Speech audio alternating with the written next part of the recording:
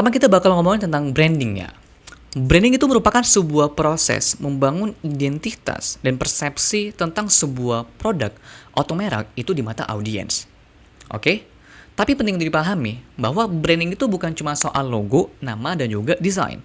Itu hanya bagian luarnya saja. Branding yang sebenarnya adalah itu berbicara tentang value, karakter, dan juga cerita di balik sebuah produk atau sebuah brand. Saat branding produk digital kalian tuh kuat, orang itu bukan cuma mengenal produk digital kalian aja, tapi mereka tuh bakal percaya bahkan ketika mereka tuh belum beli. Branding itu juga punya jenis-jenisnya teman-teman. Ya, tergantung konteksnya. Branding itu bisa melekat ke individu, ya, ke produk atau juga ke perusahaan secara keseluruhan. Yang pertama kita bakal bahas tentang personal branding. Personal branding itu merupakan branding yang melekat pada individu ya. Bagaimana cara seseorang itu dikenal, dipercaya dan juga dipersepsikan oleh orang lain. Kalau yang kedua, kita bakal ngomongin tentang branding pada produk branding. Ini merupakan branding untuk satu produk tertentu. Tapi fokusnya itu ada pada apa yang membuat produk ini beda. Mulai dari USP-nya ya, unique selling point atau juga unique selling proposition, kemudian juga dari segi benefit produk, ya manfaat produk, sampai bagaimana produk ini diposisikan ya dibanding kompetitor. Produk branding yang jelas itu bikin konsumen itu cepat paham bahwa ini loh produk yang cocok buat mereka. Dan yang terakhir corporate branding teman-teman. Jadi ini merupakan branding ya untuk perusahaan secara keseluruhan, bukan cuma soal produk, tapi soal visi, misi, budaya kerja, dan juga reputasi dari perusahaan di mata publik. Jadi penting untuk dipahami bahwa personal branding, product branding, dan juga corporate branding itu berbeda fokus. Tapi mereka tuh sebenarnya saling berhubungan. Dan ketika semuanya itu selaras, ya, branding bekerja sebagai fondasi untuk marketing. Dan selling itu jauh lebih efektif. Jadi di course ini kita bakal fokus pada membangun branding pada produk. Spesifiknya lagi, terkhusus pada produk digital ya, bukan pada produk fisik. Branding itu punya beberapa tujuan utama. Ya, yang pertama menciptakan identitas. Ya, tujuan paling dasar adalah agar produk kita itu mudah dikenali dan juga diingat. Di tengah ribuan produk digital sejenis, ya, branding itu melalui nama, logo, warna, dan desain itu berfungsi sebagai wajah teman-teman yang membedakan produk kita itu dari yang lain. Secara apa? Secara visual. Kedua, itu sebagai pembeda, ya kita ngomong sebagai differentiation terhadap kompetitor. Ya, branding itu menjawab pertanyaan, kenapa ya saya tuh harus membeli produk ini dibanding produk sebelah. Branding yang kuat itu dia menunjukkan keunikannya, ya baik secara USP dan juga secara UVP.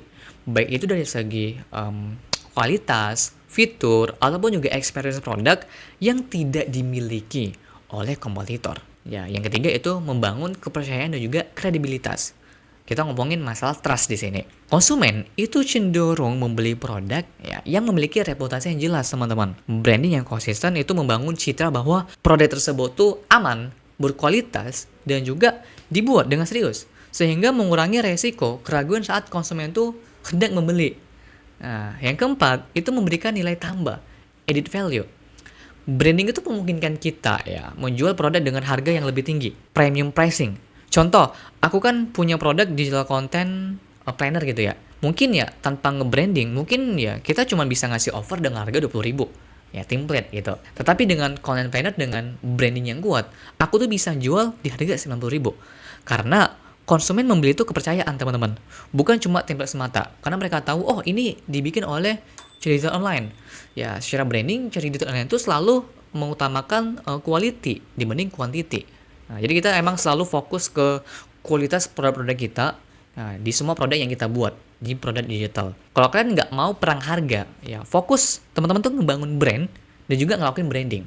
Itu bakal menjadi sebuah strategi dan juga senjata yang paling ampuh sih. Sebenarnya teman-teman tuh nggak mau perang harga. Makanya itu salah satu tujuan utama dari sebuah branding, teman-teman. Kelima, ya kita bakal ngebangun ikatan emosional juga loyalitas. Loyalty namanya. Branding yang sukses itu nggak hanya menyasar pada logika sebenarnya, tapi juga emosional. Jika konsumen ngerasa memiliki kesamaan nilai ya value atau juga emosi, mereka tuh kayak ngerasa dimengerti ya oleh sebuah brand, ya mereka tuh akan menjadi pelanggan setia kita. Ya mereka itu bakal loyal yang terus melakukan ya pembelian. Kalau teman-teman tuh tahu bahasanya repeat order, dan bahkan mereka tuh bisa merekomendasikannya kepada orang lain. Jadi begitu pentingnya membangun sebuah branding untuk produk digital. Karena produk digital tanpa branding itu hanya akan bertarung dari segi harga dan juga segi fitur.